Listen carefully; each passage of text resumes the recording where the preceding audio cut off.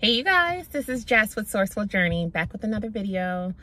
So I wanted to do this quick video this morning before I headed off to work. It's about the notion of whether or not it's okay to cry. So yeah, without further ado, I want to share my thoughts about this really quick in regards to how I feel about it and why. And I'll be kind of interested in what you guys think as well. As always, I'll let you know you can always leave comments in the comment section below. I find that most people are more comfortable with sending me messages through my other platforms, which is totally fine. A lot of times it has to do with just a plethora of things, whether it may be, being judged, as far as like, especially since it's more on the spiritual side when it comes to my channel, or if it's just, I guess they don't want people knowing, it's them responding to various videos, which is totally fine. Totally fine. Either way, whatever the case may be, you are still more than welcome to contact me on those platforms as well. So as always, without further ado, we're gonna go ahead and just jump right in. Is it okay to cry as an adult? I would say yes, because the eyes, as far as the tears that come from the eyes that we have, is what leads to the rainbow within self. So simply meaning, in order to really have a sense of happiness or a sense of joy within self, that does require some releasing of any anger, some releasing of any sadness or disappointment, whichever word you decide to use.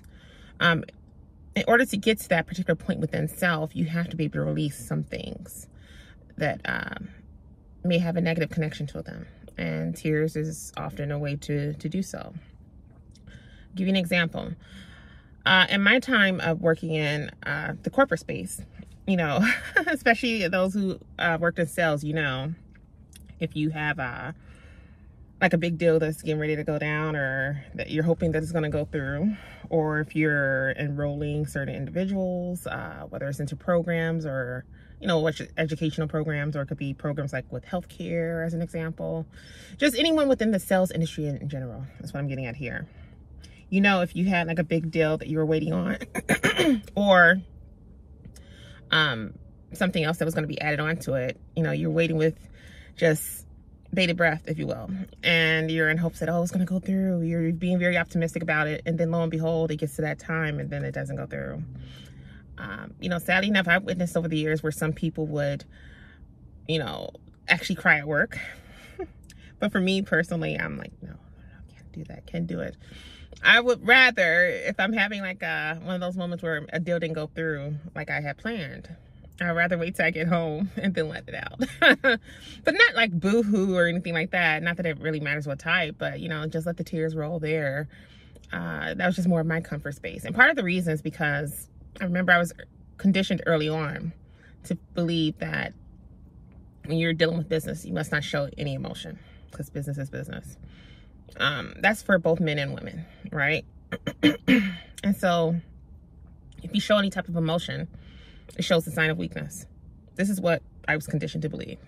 And I truly started to believe it and followed suit with it accordingly. And it's so funny because looking back at it, I remember some people were just really amazed by like, wow, she seems really, and it's not cold. It's not being cold-hearted. It's not that at all. It's just business.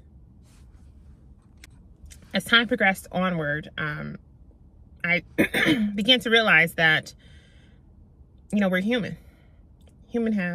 We have emotions. Excuse me. I meant to say we have emotions. And I came to understand that by not showing the emotions or holding them in, it's not doing any service for us. It's doing more so a disservice to us as beings here. We are truly spiritual beings having a human experience. What does that human experience consist of? Think about that. That means every single thing, even down to the emotions, the good and the bad. And for me, I had to come to realize, like, you know what, Jessica, it's okay to let out a tear or two. Now, it's gotten to points also where, I had to start to recondition myself from thinking that, I have to be tough on the exterior.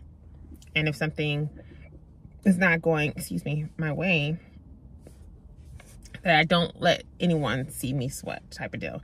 Now, there is some truth with that. I honestly feel that in a sense, you don't ever want to let people see you sweat, because it's kind of like having like your game face on, your poker face, I guess is the way you say it. Kind of like that whole notion of having a poker face. But I feel honestly, at the end of the day, it really just does depend on what you allow to affect you and what you choose not to allow to affect you. Meaning, just because of how another person feels or tries to get some type of reaction out of you, it's up to you whether you decide you want to allow that to affect you or not on an emotional level. Because at the end of the day, and I say this in quite a few of my videos, when we got here and we're in these meat suits, did you even know that person prior to that time? We probably did prior in past lives, but that's a duh. Look at one of my videos. I talk about that. It's one of my earlier videos, to be exact. The point I'm trying to drive home is that you didn't know this person or those group of people from Adam prior to you signing your name on that dotted line, or prior to you even just coming in contact with them. So why should they... Let me figure out how I'm going to say this without being so so direct. I have a tendency to really shoot from the hip. I have to work on that. Well, I don't have to work on it. I choose to, because I'm just trying to learn to be a bit more sweet with my words. To put it plainly,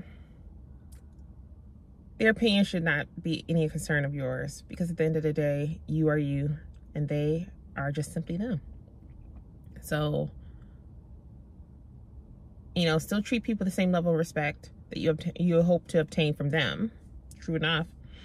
But at the same time, if in fact they do certain things or say certain things to you to try to get a reaction out of you, you're the one who has control of the ship.